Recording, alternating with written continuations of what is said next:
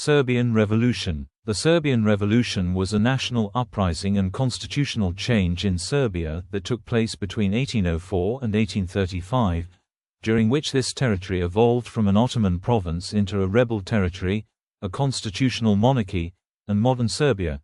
In 1804, the Ottoman Janissary decided to execute all prominent nobles throughout central Serbia, a move known as the Slaughter of the Nezes. The heads of the murdered Serbian nobles were put on public display in the central square to serve as an example to those who might plot against Ottoman rule. The event triggered the start of the Serbian Revolution, aimed at putting an end to the 370 years of Ottoman occupation. The first part of the period, from 1804 to 1817, was marked by a violent struggle for independence from the Ottoman Empire, with two armed uprisings taking place, ending with a ceasefire. The later period, 1817 to 1835, witnessed a peaceful consolidation of political power of the increasingly autonomous Serbia, culminating in the recognition of the right to hereditary rule by Serbian princes in 1830 and 1833 and the territorial expansion of the young monarchy. The adoption of the first written constitution in 1835 abolished feudalism and serfdom, and made the country suzerain. The term Serbian Revolution was coined by a German academic historiographer, Leopold von Ranke, in his book Die Serbische Revolution, published in 1829. These events marked the foundation of modern Serbia. The period is further divided as follows: First Serbian Uprising, 1804–13, led by Karađorđe Petrović. Hadži-Prodan's Rebellion, 1814, Second Serbian Uprising, 1815–17, led by Miloš Obrenović. Official recognition of the Serbian state, 1815–1833, Official Serbian Constitution, 1835, the Proclamation, 1809, by Karađorđe in the capital Belgrade represents the probable peak of the first phase. It called for national unity, drawing on Serbian history to demand the freedom of religion and formal, written rule of law, both of which the Ottoman Empire had failed to provide. It also called on Serbs to stop paying taxes to the Porte, deemed unfair as based on religious affiliation. Apart from dispensing with poll tax on non-Muslims, the revolutionaries also abolished all feudal obligations in 1806, only 15 years after the French Revolution, peasant and serf emancipation thus representing a major social break with the past. The rule of Miloš Obrenović consolidated the achievements of the uprisings, leading to the proclamation of the first constitution in the Balkans and the establishment of the first Serbian institution of higher learning still in existence, the Great Academy of Belgrade, 1808. In 1830 and again in 1833, Serbia was recognized as an autonomous principality, with hereditary princes paying annual tribute to the Porte. Finally, de facto independence came in 1867. With the withdrawal of Ottoman garrisons from the principality, de jure independence was formally recognized at the Congress of Berlin in 1878. Background: new circumstances, such as the Austrian occupation of Serbia, rise of the Serbian elite across the Danube, Napoleon's conquests in the Balkans, and reforms in the Russian Empire, exposed Serbs to new ideas. They could now clearly compare how their compatriots made progress in Christian Austria, the Illyrian provinces and elsewhere, while the Ottoman Serbs were still subject to a religion-based tax that treated them as second-class citizens. During the Austrian occupation of Serbia, 1788–91, many Serbs served as soldiers and officers in Habsburg armies, where they acquired knowledge about military tactics, organization and weapons. Others were employed in administrative offices in Hungary or in the occupied zone. They began to travel in search of trade and education, and were exposed to European ideas about secular society, politics, law and philosophy, including both rationalism and romanticism. They met with the values of the French Revolution, which would affect many Serbian merchants and educated people. There was an active Serbian community in the southern Habsburg Empire, from where ideas made their way southwards, across the Danube. Another role model was the Russian Empire, the only independent Slavic and Orthodox country, which had recently reformed itself and was now a serious menace to the Turks. The Russian experience implied hope for Serbia. Other Serbian thinkers found strengths in the Serbian nation itself. Two top Serbian scholars were influenced by Western learning to turn their attention to Serbia's own language and literature. One was Decite Obradović, 1743, a former priest who left for Western Europe. Disappointed that his people had so little secular literature which was mainly written not in the vernacular, but either in Old Church Slavonic or in newly emerging Russo-Serbian hybrid language called Slavo-Serbian, he decided to bring written language closer to vernacular Serbian language common people spoke and thus assembled grammars and dictionaries, wrote some books himself and translated others. Others followed his lead and revived tales of Serbia's medieval glory. He later became the first Minister of Education of modern Serbia, 1805. The second figure was Vuk Karadžić, 1787. Vuk was less influenced by Enlightenment rationalism like Decite Obradović and more by Romanticism, which romanticized rural and peasant communities. Vuk collected and published Serbian epic poetry, work that helped to build Serbian awareness of a common identity based in shared customs and shared history. This kind of linguistic and cultural self-awareness was a central feature of German nationalism in this period, and Serbian intellectuals now applied the same ideas to the Balkans. In 1804, the Janissary that ruled Serbia at the time, having taken power in the Sanjak of Smederevo in defiance of the Sultan, feared that the Sultan would make use of the Serbs to oust them.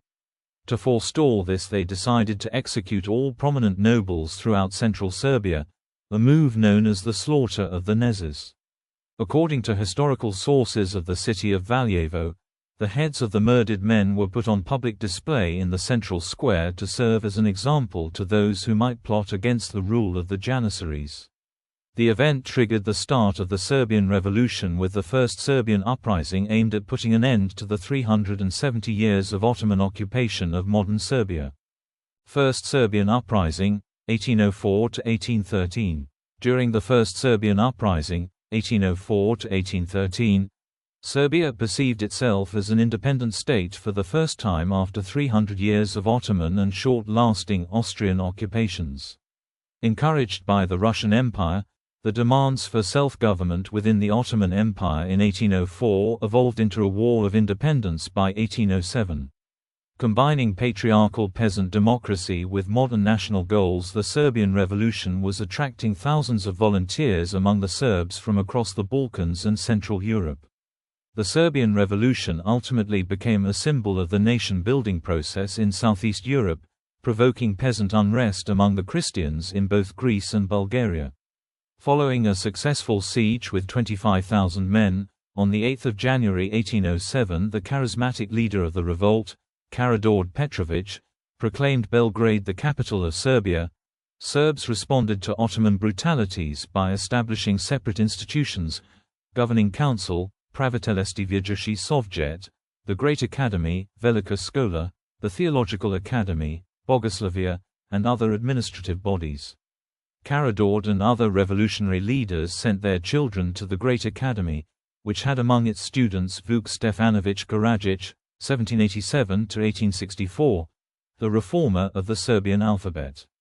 Belgrade was repopulated by local military leaders, merchants and craftsmen, but also by an important group of enlightened Serbs from the Habsburg Empire who gave a new cultural and political framework to the egalitarian peasant society of Serbia.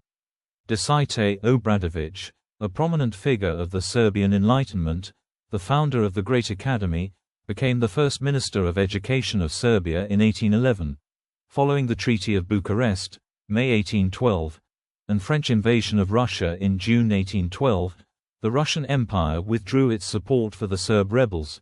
Unwilling to accept anything less than independence, a quarter of Serbia's population, at the moment around 100,000 people, were exiled into Habsburg Empire, including the leader of the uprising, Karađorđe Petrović. Recaptured by the Ottomans in October 1813, Belgrade became a scene of brutal revenge, with hundreds of its citizens massacred and thousands sold into slavery as far as Asia. After the Pashalik of Belgrade fell back to the Ottoman rule, various acts of violence and confiscation of people's properties took place. Islamized Serbs and Albanians especially took part in such actions. Direct Ottoman rule also meant the abolition of all Serbian institutions and the return of Ottoman Turks to Serbia. Hadži-Prodan's Revolt, 1814. Despite losing the battle, tensions nevertheless persisted. In 1814 an unsuccessful Hadži-Prodan's revolt was launched by Hadži-Prodan Gligorijević, one of the veterans of the First Serbian Uprising. He knew the Turks would arrest him, so he decided to resist them. Miloš Obrenović, another veteran, felt the time was not right for an uprising and did not provide assistance. Hadži-Prodan's uprising soon failed and he fled to Austria. After a riot at a Turkish estate in 1814, the Turkish authorities massacred the local population and publicly impaled 200 prisoners at Belgrade. By March 1815, Serbs had held several meetings and decided upon a new revolt. Second Serbian Uprising, 1815–1817.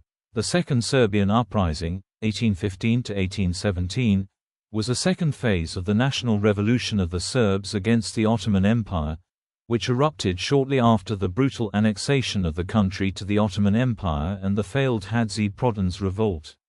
The Revolutionary Council proclaimed an uprising in Takovo on April 23, 1815, with Miloš Obrenović chosen as the leader, while Karađorđe was still in exile in Austria. The decision of the Serb leaders was based on two reasons. First, they feared a general massacre of Nezes. Secondly, they learned that Karađorđe was planning to return from exile in Russia. The anti-Karađorđe faction, including Miloš Obrenović, was anxious to forestall Karađorđe and keep him out of power. Fighting resumed at Easter in 1815, and Miloš became supreme leader of the new revolt. When the Ottomans discovered this, they sentenced all of its leaders to death. The Serbs fought in battles at Ljubić, Kačić, Palace, Poževac and Dublja and managed to reconquer the Pashalik of Belgrade. Miloš advocated a policy of restraint. Captured Ottoman soldiers were not killed and civilians were released. His announced goal was not independence but an end to abusive misrule. Wider European events now helped the Serbian cause. Political and diplomatic means in negotiations between the Prince of Serbia and the Ottoman Porte, instead of further war clashes, coincided with the political rules within the framework of Metternich's Europe. Prince Miloš Obrenović, an astute politician and able diplomat, in order to confirm his hard-won loyalty to the Porte in 1817, ordered the assassination of Karađorđe Petrović. The final defeat of Napoleon in 1815 raised Turkish fears that Russia might again intervene in the Balkans. To avoid this, the Sultan agreed to make Serbia a vassal state, semi-independent but nominally responsible to the Porte. Legal status of Serbia, 1815–1830. In mid-1815, the first negotiations began between Obrenović and Murashli Ali Pasha, the Ottoman governor. The result was acknowledgement of a Serbian principality by the Ottoman Empire.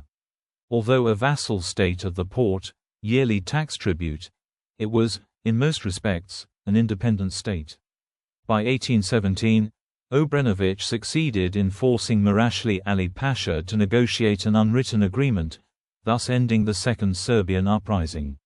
The same year, Karađorđe, the leader of the First Uprising, and Obrenović's rival for the throne, returned to Serbia and was assassinated by Obrenović's orders. Obrenović subsequently received the title of Prince of Serbia. During the intermezzo period, virtual autonomy, the negotiation process between Belgrade and Constantinople 1817–1830, Prince Miloš Obrenović I secured a gradual but effective reduction of Turkish power, and Serbian institutions inevitably filled the vacuum. Despite opposition from the Porte, Miloš created the Serbian army, transferred properties to the young Serbian bourgeoisie and passed the homestead laws, which protected peasants from usurers and bankruptcies. New school curriculum and the re-establishment of the Serbian Orthodox Church reflected the Serbian national interest. Unlike the Serbian medieval tradition, Prince Miloš separated education from religion, on the grounds that he could oppose the Church through independent education, secularism, more easily. By that time the Great Academy in Belgrade had been in operation for decades. Since 1808, the Akerman Convention, 1828, the Treaty of Adrianople, 1829, and finally, the Hadži-Sharif, 1830, formally recognized the Principality of Serbia as a vassal state with Miloš Obrenović I as its hereditary prince. Hadži-Prodan. The remains of sconce of Battle of Ivankovac. Deligrad Battle sconce remains. Revolutionary Serbia in 1809. Revolutionary Serbia in 1813. Constitution of 15 February 1835.